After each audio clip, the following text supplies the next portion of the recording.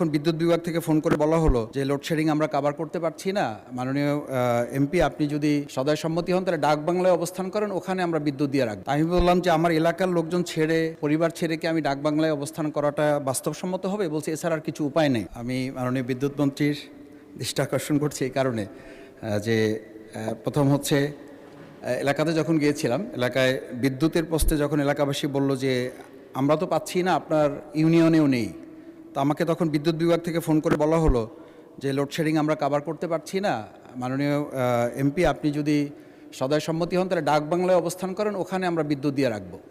তা আমি বললাম যে আমার এলাকার লোকজন ছেড়ে, পরিবার ছেড়ে কি আমি ডাক বাংলায় অবস্থান করাটা বাস্তবসম্মত হবে? বলছে এছাড়া আর কিছু উপায় নেই।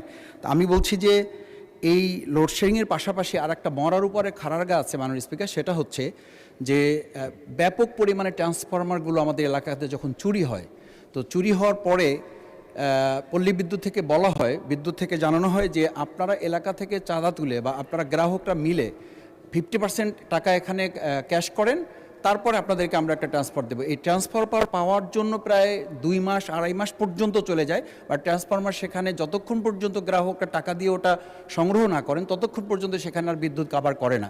আমি মাননীয় বিদ্যুৎ মন্ত্রীর কাছে সবিনয় জানতে চাই যে এই যে ট্রান্সফরমার চুরি, এটা তো গ্রাহকদের কোনো ত্রুটি না, এটা হচ্ছে সরকার বা ওখানে প্রশাসন যারা আছেন তাদের ব্যর্থতা। সেই জায়গাটা গ্রাহকরা টাকা দিয়ে এই বিদ্যুৎ ট্রান্সফরমার তাদেরকে নিতে হবে, এই বিষয়টি কিভাবে দেখছেন বিদ্যুৎ মন্ত্রী?